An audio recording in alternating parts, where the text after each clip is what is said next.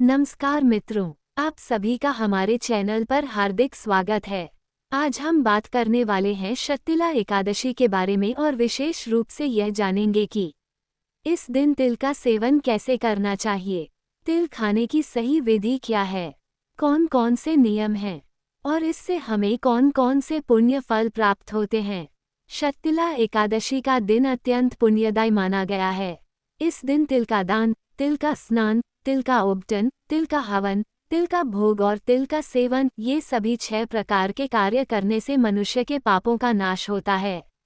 आज की इस वीडियो में हम विस्तार से जानेंगे कि तिल का सेवन किस प्रकार करना चाहिए ताकि हमें इसका पूरा पुण्य प्राप्त हो। शक्तिला एकादशी का महत्व। शक्तिला एकादशी माघ मास के कृष्ण पक्ष में आती है। इस दिन का संबंध भगवान श्रीहरि विष्णु से है। शास्त्रों के अनुसार इस दिन तिल का सही विधि से प्रयोग करने से जन्म जन्मांतर के पाप नष्ट होते हैं, पितृ दोष से मुक्ति मिलती है, धन धान्य में वृद्धि होती है, रोग शोक और दरिद्रता दूर होती है और अंत में मोक्ष की प्राप्ति होती है। इसी कारण इस दिन तिल को बहुत पवित्र माना गया है। तिल का धार्मिक महत्व। तिल को शास्त्रों में पवित्र, शुद्ध और पाप नाशक बताया गया है। मान्यता है कि तिल भगवान विष्णु के शरीर से उत्पन्न हुए हैं, इसलिए तिल का दान और सेवन करने से विष्णु जी की विशेष कृपा प्राप्त होती है। तिल सेवन से पहले क्या करें? तिल का सेवन करने से पहले कुछ नियमों का पालन करना बहुत आवश्यक होता है। प्रातः ब्रह्म मुहूर्त में उठें।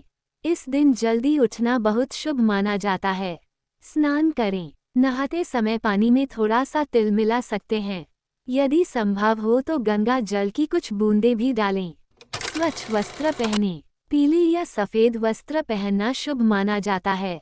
भगवान विष्णु की पूजा करें। तुलसी दल, दीपक, धूप, नैवेद्य अर्पित करें।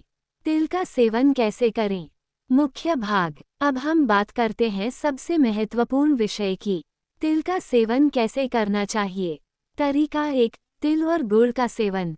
सबसे सरल और शुभ तरीका है, 1 चम्मच काले या सफ़ेद तिल लें, उसमें थोड़ा सा गुड़ मिलाएं, भगवान को भोग लगाएं, फिर प्रसाद के रूप में स्वयं ग्रहण करें। ये तरीका सबसे ज़्यादा प्रचलित है। तरीका 2, तिल के लड्डू का सेवन। आप चाहें तो तिल के लड्डू बना सकते हैं या बाजार से शुद्ध लड्डू ला सकते हैं। पहले भगवान विष्णु को भोग लगाएं, फिर परिवार के साथ प्रसाद के रूप में खाएं। तरीका 3, तिल का हलवा या बर्फी। फलाहार करने वालों के लिए तिल का हलवा, तिल की बर्फी, तिल की चिक्की, ये सभी उत्तम विकल्प हैं। तरीका 4, तिल को भूनकर सेवन। कुछ लोग तिल को हल्का सा भूनकर दूध या गुनगुने पानी के साथ सेवन करते हैं। यह पाचन के लिए भी अच्छा माना जाता है। तरीका 5, तिल का जल के साथ सेवन। यदि आप बहुत साधारण तरीके से करना चाहते हैं, 1 चम्मच तिल 1 गिलास जल के साथ भगवान का नाम लेकर सेवन करें। तिल सेवन का सही समय। तिल का सेवन करने का सबसे शुभ समय होता है पूजा के बाद, भगवान को भोग लगाने के बाद, दोपहर से पहले। रात में तिल का सेवन करने से बचें। तिल सेवन में क्या न करें? शक्तिला एकादशी पर कुछ गलतियां बिल्कुल न करें। बिना स्नान किए तिल न खाएं। अपवित्र मन से सेवन न करें। झूठ, क्रोध और नकारात्मक विचारों से दूर रहें। तिल को पैरों से न कुचलें। तिल का अपमान न करें। व्रत में तिल का सेवन कैसे करें? अगर आप व्रत रख रहे हैं तो तिल गुड़, तिल के लड्डू, तिल की चिक्की, फल, दूध, इन सब का सेवन कर सकते हैं। तिल सेवन से मिलने वाले लाभ।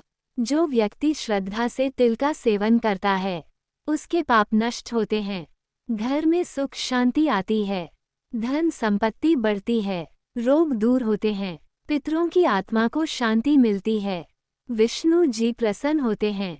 समाप्त।